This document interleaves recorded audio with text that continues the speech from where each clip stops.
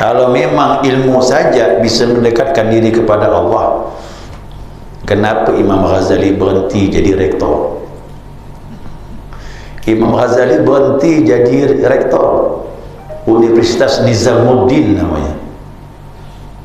Dia rektornya ditinggalkannya. Apa sebab? Nah, sini nak kosong apa? Kaji-kaji, berdebat menang terus. Tak pernah kalah. Dia orang alim, tapi sini dia kosong. Ditinggalkan universitas tu. Berjalan dia, ketemu dengan guru seorang sufi, belajar, bersihkan diri, ambil zikir, ditalqin, dibimbing, lawan hawa nafsu. Baru keluar kitabnya Ihya Ulumuddin tu, memadukan antara syariat dengan hakikat. Jadi siapa membaca kitab Ihya Ulumuddin itu perpaduan antara syariat dengan hakikat.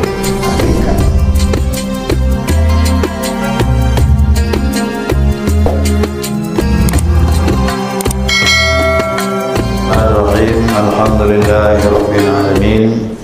Allahumma salli ala nuril anwar wa sirril asrar wa tiryakil aghyar wa miftahi babil yasar Sayyidina wa maulana Muhammadin al-Mukhtar wa alihi al-athhar wa ashabil akhyar adada ni'amillahi wa ibadalih. Subhanaka la ilma lana illa ma 'allamtana innaka antal alimul hakim. Allahumma dzakirna ma nasina wa 'allimna ma jahilna wa la hawla wa la quwwata illa billahil 'aliyyil 'azim. Qala musannif rahimahullahu ta'ala wa nafa'na bi'ulumihi fid dharain amin. Ya jemaah sekalian yang saya muliakan, Assalamualaikum warahmatullahi wabarakatuh. Alhamdulillah, senantiasa kita mengaturkan pujian dan syukur kita kepada Allah atas limpahan rahmah hidayahnya. Malam ini kita dapat melanjutkan kajian kita, mudzakarah kita, panduan kitab Al-Hikam. Ya, kata hikmah berikutnya, la tarfa'anna ila ghairihi hajatan. Janganlah kau mengadu hajatmu kepada selain Allah. Huwa muriduha alaika, dialah yang mendatangkannya kepadamu. Fa kaifa yarfa'u ila ghairihi ma kana huwa lahu wadi'an. Bagaimana mungkin selain Allah, bagaimana mungkin selain Allah bisa menyingkirkan apa yang telah diletakkan oleh Allah? Man la yastati'u ay yarfa'a hajatan an nafsihi. Orang yang tidak bisa menghindari apa yang telah ditentukan kepada dirinya, fakaifa yastati'u ay yakuna laha an ghairihi rafi'an. Bagaimana mungkin ia mampu untuk menyingkiri sesuatu yang terjadi kepada selain dirinya? Kita bahas ini ya, masih ada hubungan dengan pembahasan yang lalu ya, tentang hajat kepada Al-Karim. Yang lain. Nah, kita bahas kalimat yang pertama dulu. La tarfa'anna ila ghairihi hajatan. Janganlah kau mengadu hajatmu kepada selain Allah. Huwa muriduha alaika, sedangkan ia yang mendatangkannya kepadamu. Artinya segala hajat yang timbul di hati kita ini, biasakan berharap kepada Allah. Ya, belajar dari sekarang memang. Kalau ingin jadi orang bertauhid, ya begitu. Karena kau ketahui selain Allah itu khayal. Selain Allah adalah khayal, wahmi, sangkaan-sangkaan, la haqiqatan, tidak ada hakikatnya. Jadi manusia ini, semua makhluk ini khayal, ibaratkan bayang-bayang. Kalau boleh berumpamaan begini, orang berjalan di sinari matahari kan ada bayang-bayang. Nah, yang menentukan orangnya ke bayang-bayang. Kalau yang orang berjalan angkat tangan, akan nampak tangan pada bayang-bayang. Ya, kalau orang yang tersebut duduk, akan nampaklah bayang-bayang itu orang yang Jadi alam ini termasuk makhluk kita ini sebenarnya bayang-bayang penampilan wujud Allah Subhanahu wa taala. Maka dikatakan tidak ada hakikatnya manusia ini. Hakikatnya dia berjalan sesuai dengan kehendak dan takdir Allah Subhanahu wa taala. Makanya kalau ada hajat, sampaikan kepada Allah. Jangan berhajat kepada selain Allah. Yang kita berhajat selain Allah, dia pun juga berhajat dengan Allah. Disitulah. Ini adab siapa yang kepingin mantap keyakinannya untuk meningkat, ya harus macam itu. Ya, harus seperti itu. Saya juga dulu waktu belajar kadang-kadang berat membayangkan ini. Tapi setelah dijalani, oh ini maksud guru. Rupanya ingin guru seperti ini. Dan itu juga sebenarnya yang diinginkan oleh Rasulullah SAW. Ya. Nah, apabila Allah Subhanahu wa taala mendatangkan kepadamu satu hajat seperti apa? Qafaqatin, seperti kefakiran. Ini banyak cerita rezeki lah orang yang susah. Betul lah. Ya? Masalah rezeki lah. Nah, kefakiran datang dan amat sangat. Itu Allah yang turunkan sebenarnya. Ya. Sebenarnya maksudnya apa? Supaya kita berharap kepada Allah. Allah beri rasa kurang pada diri kita. Nah, supaya kita kembali berharap kepada kita ni kan salah jalan. Apa salah jalannya? Mengadu sana, mengadu sini. Itu menyebabkan hati kita pun tak menentu, tak selesai. Orang yang kita datang pun dia pun masih berharap dengan Allah, bantuan Allah Subhanahu wa taala. Nah, makanya dalam hadis dikatakan man lam yas'alillah yaghdab alaihi. Siapa, kata Nabi, yang tidak minta kepada Allah, banyak ngadu dengan orang, yaghdabu alaihi, Allah marah dengan dia. Ya. Karena kita menyalahi aturannya. Kenapa kita banyak mengadu kepada orang? Abu Ali Ad-Daqqaq rahimahullah ta'ala menyebutkan min alamatil ma'rifah, termasuk tanda-tanda mengenal Allah. Apa tu? Alla tas'ala hawaijuka kullaha illa min Allah.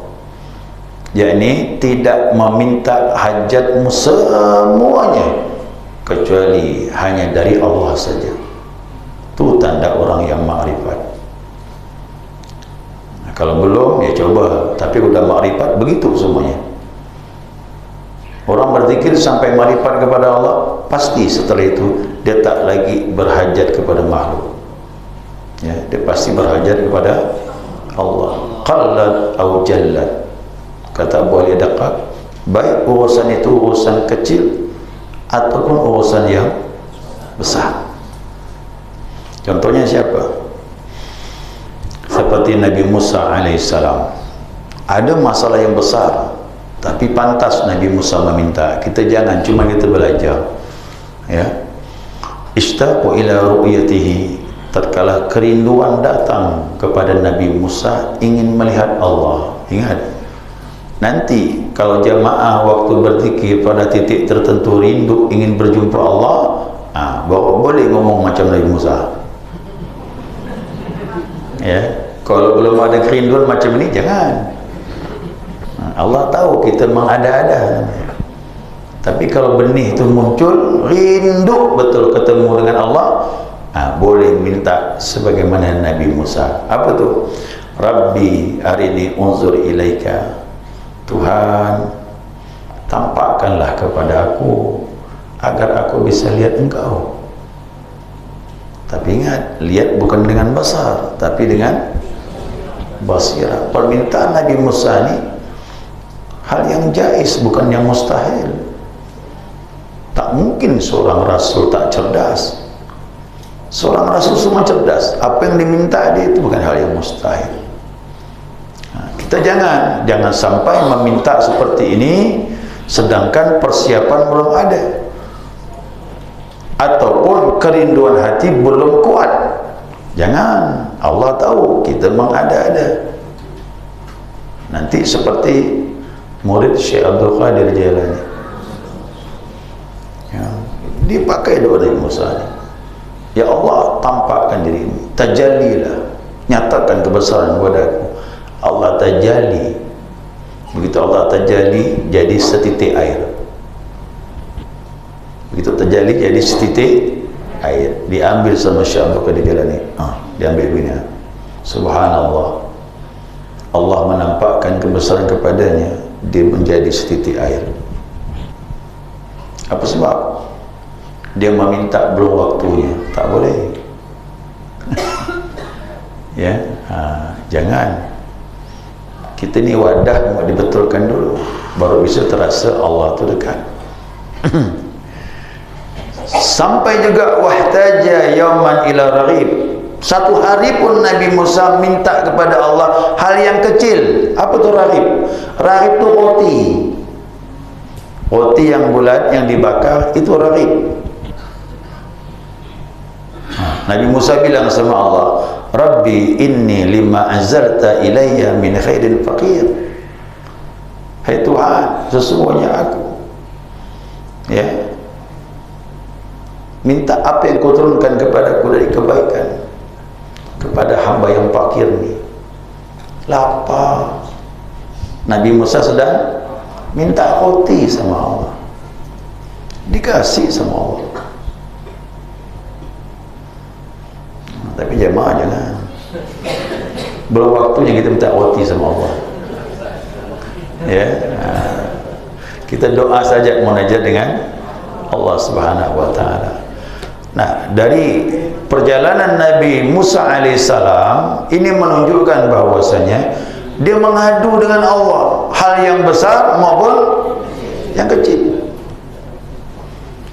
Nah, kita sekarang belajar, berlatih, jangan banyak ngadu sama orang, nanti orang risau dia. Sekali senang, 2 kali 3 kali dia risih, pasti itu. Ya. Nah, kemudian engkau akan, bagaimana kau tak merasa heran, ya, kepada orang ingin melepaskan hukum-hukum Allah Subhanahu wa taala. Allah tetapkan kepada seseorang, baik itu nikmatkah atau ujian, kelapangan, kesempitan, rezeki, kefakiran, itu Allah tetapkan kepada seseorang. Siapa yang bisa menghindarkannya? Tak bisa. Orang tu lemah, dia tak mau.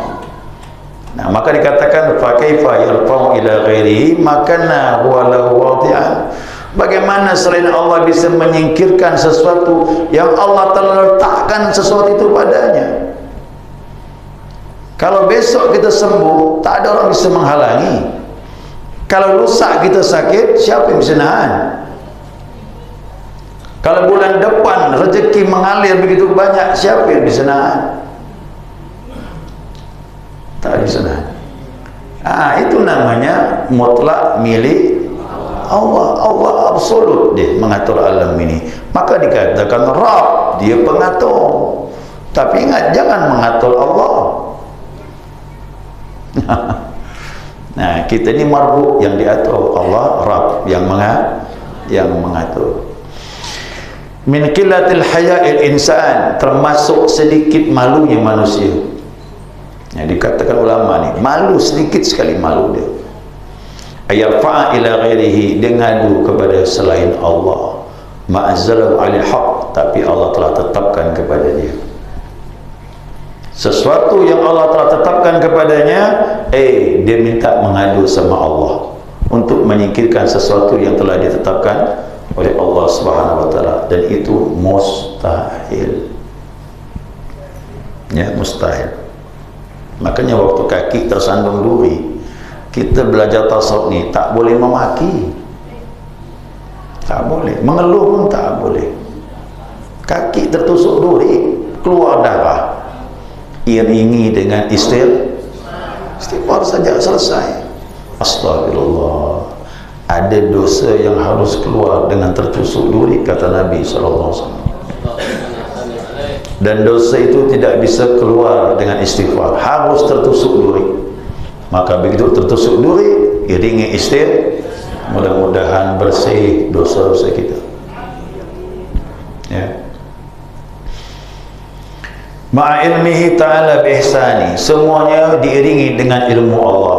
Ingat dalam ilmu tauhid, hari ini satu hari terjadi, semuanya tak pernah menyelisih ilmu Allah. Telah ada maktub dalam lauh mahfuz. Dengan kebaikan Allah pun sudah masuk dalam lauh mahfuz, dan kelembutan Allah pun tak pernah berpisah dengan kita. Abu Hasan Asy-Syadzili rahimahullah ta'ala menyatakan, ayastu min naf'i nafsi li nafsi, aku telah berputus asa dari manfaat diriku terhadap diriku. Putus asa dari, artinya aku pun tak mampu bisa mendatangkan manfaat bagi diri aku. Bagaimana mungkin aku bisa beri manfaat sama orang lain? Putus asa dah aku, dah kata dia. Kenapa? Setelah dia mengenal Allah Subhanahu wa ta'ala. Nah, maka dari itu jamaah, man la yastati'u ayyarfa hajatan an nafsi, siapa orang yang tak mampu menyingkirkan apa yang terjadi pada dirinya, fa kaifa yastati'u an yakuna laha an ghairihi rafi'an, bagaimana mungkin dia bisa menyingkirkan sesuatu pada orang lain? Dirinya saja dia tak mampu menguasai, bagaimana mungkin kita bisa menguasai orang lain? Dan itu pun pernah disabdakan Nabi sallallahu alaihi wasallam, aku beritahu kalian, aku pun tak tahu alam yang gaib yang sebenarnya kecuali yang diberitahu oleh Allah. Aku pun tak mampu, kata Nabi, menguasai diri aku kecuali yang ditolong oleh Allah Subhanahu wa ta'ala.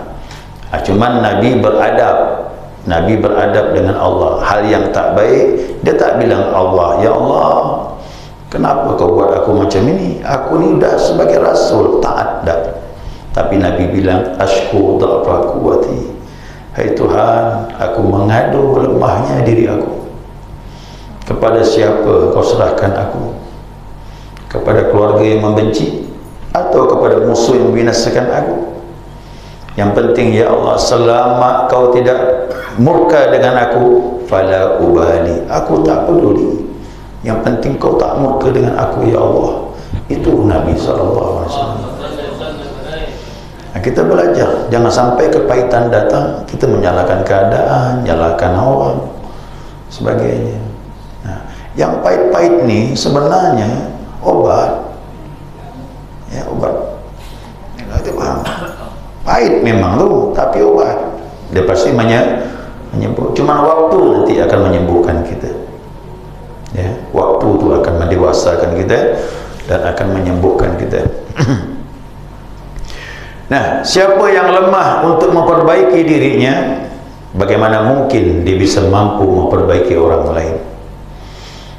Ad-dha'fu talib wal matlub, yang menuntut dan yang dituntut dua-duanya lemah.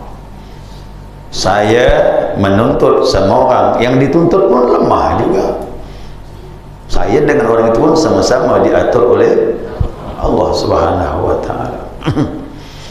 Nah, maka dibilang man i'tamada ala ghairillah fahuwa fil ghurur, siapa orang yang bersandar kepada selain Allah, berharap kepada selain Allah, maka dia tertipu.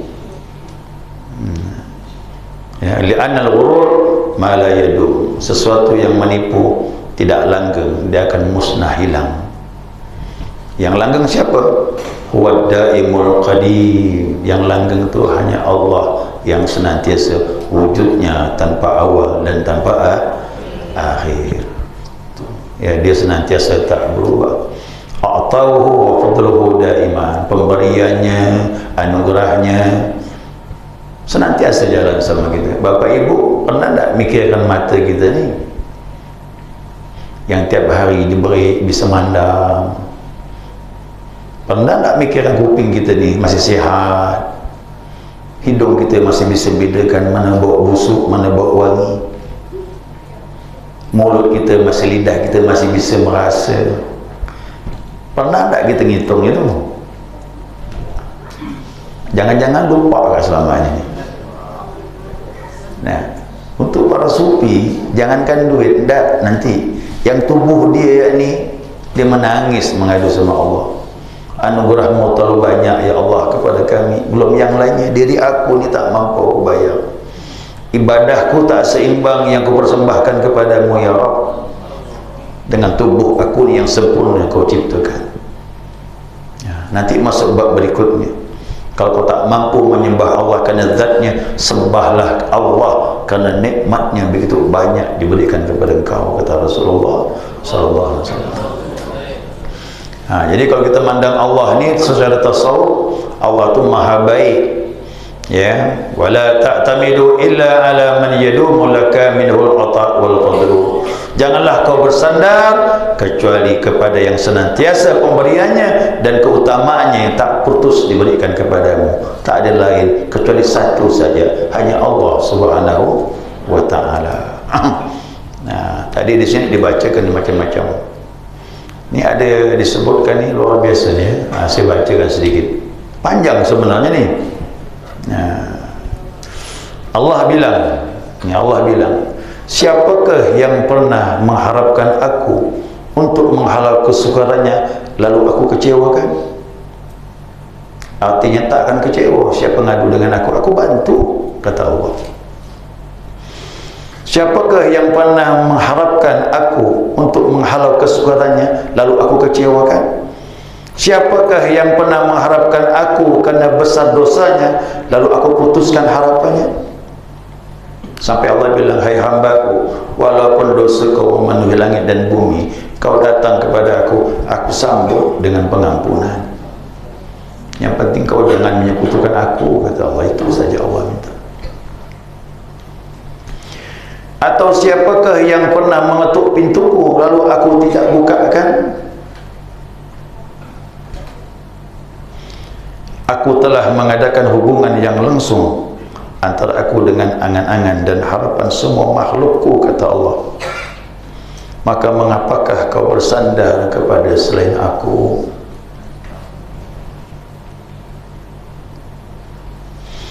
Dan aku telah menyediakan semua harapan-harapan hamba-Ku, tetapi tidak puas dengan perlindunganku, dan harapannya hanya kepada hamba-Ku, tetapi tidak puas dengan perlindunganku.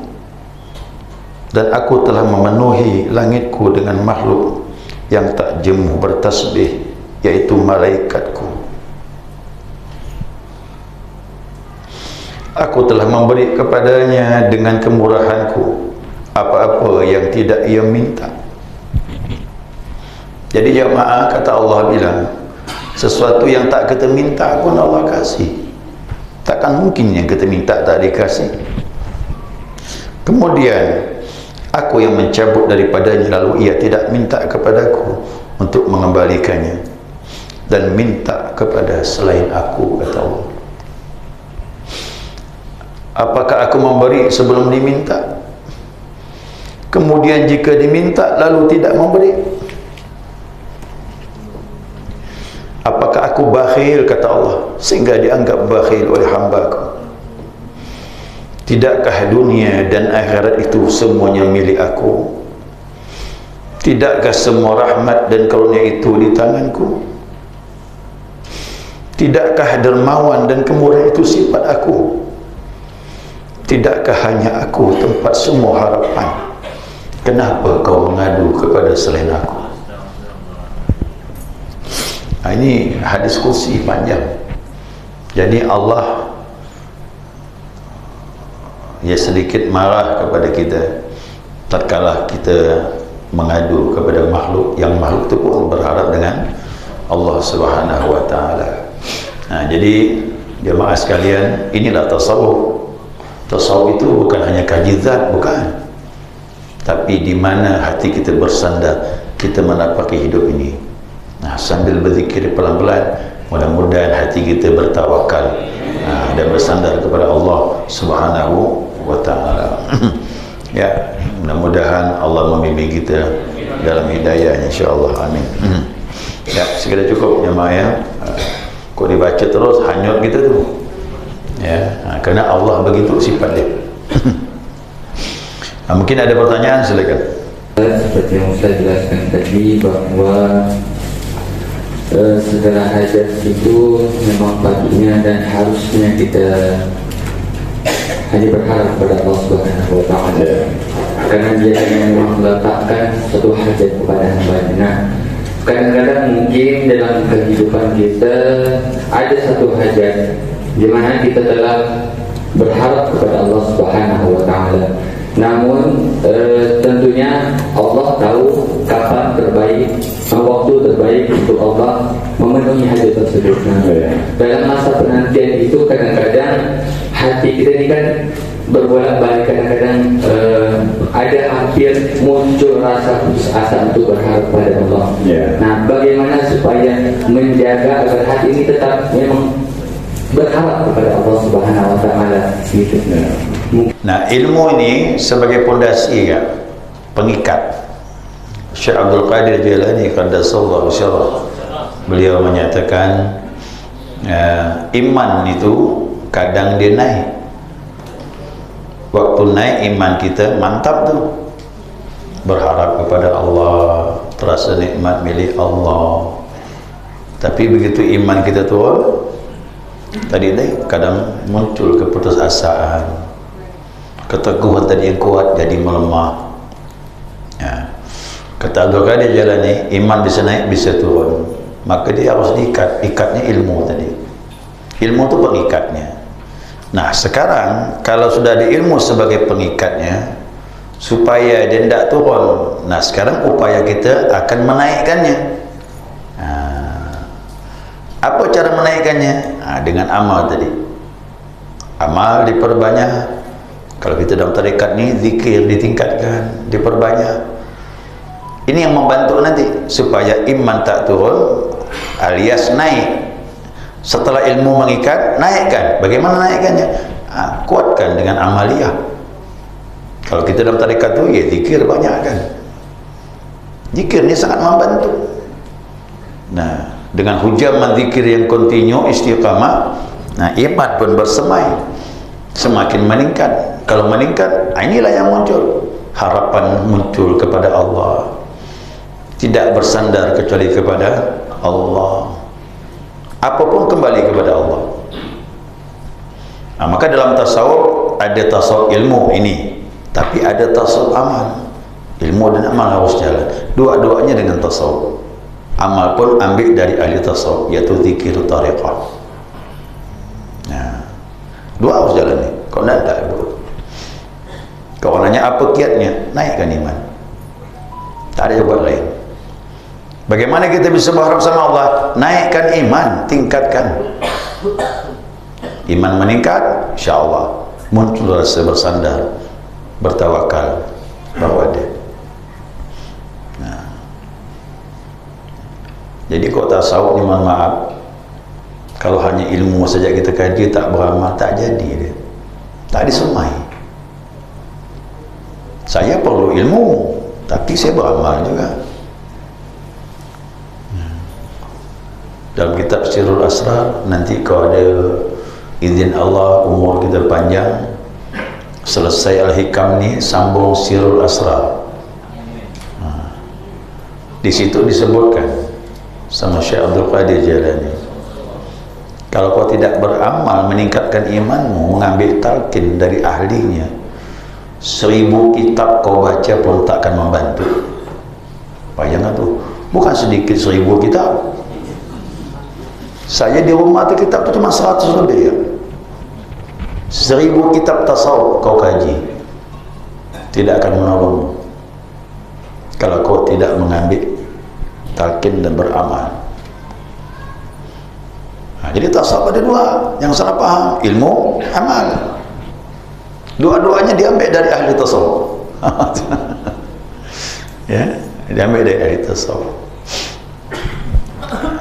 Makanya jangan terlalu percaya dengan tasawuf yang hanya mengkaji saja, tak beramal. Ada yang bilang tasawuf kami ini, tarikat kami ini kaji ilmu. Kalau hanya kaji ilmu tak sampai-sampai. Abu Yazid dia bilang, dulu Aku ni makan lembaran kitab. Dulu aku belajar dari benda mati, kata dia. Kitab ni kan benda mati. Tapi dia beramal. Begitu dia beramal, baru dia dapat ilmu dari yang maha hidup tak pernah mati. Itu namanya ilmu laduni. Kalau memang ilmu saja bisa mendekatkan diri kepada Allah, kenapa Imam Ghazali berhenti jadi rektor? Imam Ghazali berhenti jadi rektor Universitas Nizamuddin namanya. Dia rektornya ditinggalkannya. Apa sebab? Sini nak kosong hampa. Kaji-kaji, berdebat menang terus. Tak pernah kalah. Dia orang alim, tapi sini dia kosong. Ditinggalkan universitas tu. Berjalan dia, ketemu dengan guru seorang sufi, belajar, bersihkan diri, ambil zikir, ditalqin, dibimbing, lawan hawa nafsu. Baru keluar kitabnya Ihya Ulumuddin tu, memadukan antara syariat dengan hakikat. Jadi siapa baca kitab Ihya Ulumuddin itu perpaduan antara syariat dengan hakikat. Maka disebut hujjatul Islam, hujjah yang memadukan dua ilmu, syariat dengan hakikat, Imam Ghazali. Dan kalimat-kalimatnya semuanya hikmah mutiara tentang tasawuf. Kok masalah hati, jago dia menguraikannya. Masalah roh, jago dia menguraikannya. Jadi saya tak sependapat orang yang mengatakan tarekat kami kaji ilmu, tak sampai. Tapi orang bertarekat tak ada ilmu juga lambat, tapi insya-Allah bisa sampai. Kok ada guru, kok ada guru yang membimbing bisa. Cuma yang bagusnya amal dan ilmu. Itu senang saya itu, ada amal, ada ilmu. Ada orang suka kaji ilmu saja, tak mau beramal, tetap masih berpenyakit hati kita.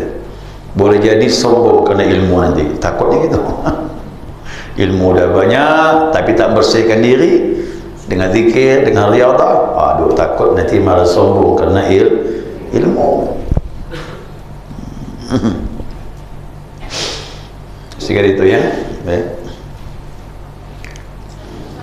Ya. Kalau kita sholat tahajud misalnya mau minta pahala, padahal kan yang membangunkan kita juga Allah, yang menggerakkan kita untuk sholat itu Allah. Memang tak pantaslah kita untuk meminta pahala, padahal segala sesuatunya dari Allah. Demikian Ustaz. Assalamualaikum warahmatullahi wabarakatuh. Kerana kita memahami apapun yang makhluk alami, dia juga sama dengan kita, kerana kita diatur. Ya, kita diatur dan kita tidak bisa mengatur Allah. Kalau sudah paham, berarti segala sesuatu tidak ada kebetulan, sumbernya dari yang satu, termasuklah masalah ibadah. Siapa yang bisa menggerakkan orang ibadah kalau bukan Allah? Ahli dakwah kelilinglah 5-6 tahun, tapi kalau orang itu belum ditakdirkan dapat hidayah, kita harus sabar saja. Hanya sabar saja. Apa kata Nabi? Ana muballigh wallahu yahdi. Aku penyampai, yang beri petunjuk bukan aku, Allah. Nabi yang bilang begitu. Sekarang kita menyadari, kalau kita sudah sampai ke tahap ini, sadar bahawa hidayah, petunjuk, bimbingan ibadah pun datang daripada Allah. Tadi pertanyaan itu, kenapa nak menuntut pahala lagi? Malulah. Biarlah ibadah kerana Allah saja, kan lebih bagus. Selama ini kita salahkan, kita bilang begitu, tapi kadang-kadang kita berdusta dalam hati. Usalli fardal maghribi 3 raka'atin adaan lillahi, kata mulut lillahi ta'ala, hati gitu kata ulama. Makanya lillahi ta'ala di situ hukumnya sunnah, tak wajib. Kalau wajib tak mampu kita. Dia perlu waktu, perlu proses. Kapan ibadah kita menjadi lillahi ta'ala. Nah, jadi ungkapan tadi itu, ya saya bersyukur kepada Allah. Semakin lama kita semakin terbuka kan. Kita kaji ilmu ni biar kita terbuka, semakin nampak terkuat hakikat ilmu. Kita nanti betul-betul ibadah ilahi anta maksudi. Itu dia. Ya, ilahi anta. Itu kalimat tidak sembarangan tu. Orang tarekat tu pakai itu terus. Saya jamaah saya tu ada meninggal Allah, Masya Allah, banyak saya dapat pelajaran dari dia. Lagi berzikir tu, lagi berzikir, datang Nabi Muhammad SAW. Kata Nabi, aku talkinkan kau lagi. Apa tu ya Rasulullah? Ilahi anta maksudi wa ridhaka matlubi a'tini mahabbataka wa ma'rifatak. Nabi lagi menalkin dia. Padahal kata dia bilang, hari-hari itulah aku baca. Setiap berzikir ilahi anta maksudi. Nabi datang dalam zikir itu, membimbing lagi kalimat itu. Kira apa rahasianya? Dia tanya saya tu, saya ni Pak Hasan bilang, tak sampai makam ini belum. Tapi bapak sudah dapat macam ini, Masya Allah. Tapi dia percaya sama saya. Saya jawab, Rasulullah datang tu ingin meneguhkan lagi, jangan ada sedikit pun terbersih selain Allah. Itu maksud Nabi SAW. Ingin mengukuhkan lagi. Jadi ibadah kita betul-betul kita mantapkan ilahi, itulah maka ditalkin lagi. Padahal ini hari-hari dah aku baca ni, kata dia. Itu maksudnya. Nanti bersih ni, kesana semakin bersih, semakin bersih. Semua kepentingan tak boleh masuk. Ya, semakin jauh semakin bersih ni. Tak ada peningkatan. Kalau kita masih ada hal-hal yang lain bisa masuk ke dalam itu. Cuma Bapak Ibu jangan khawatir.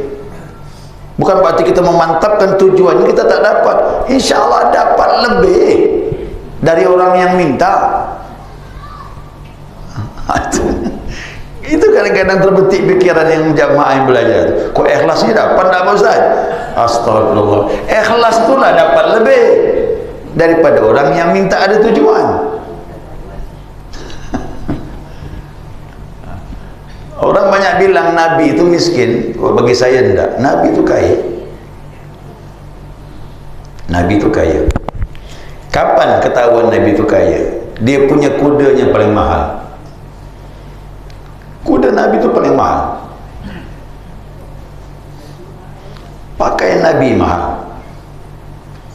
Cuma Nabi tak banyak menyimpannya, tapi barangnya mewah-mewah. Hari korban, saya terkejut memandang sebuah hadis. Nabi motong onta 100 ekor. 40 Nabi potong. Capek Nabi. Kata Ali, aku yang meneruskan 60 ekor. Nyembelihnya tapi bukan punya Ali. 60 ekor yang belum dipotong, aku melanjutkannya, kata Ali bin Abi Thalib.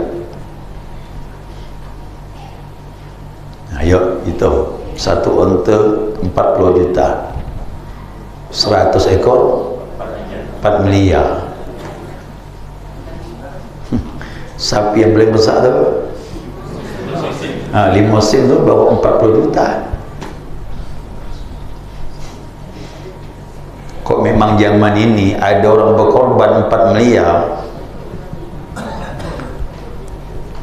Belum pernah saya temu.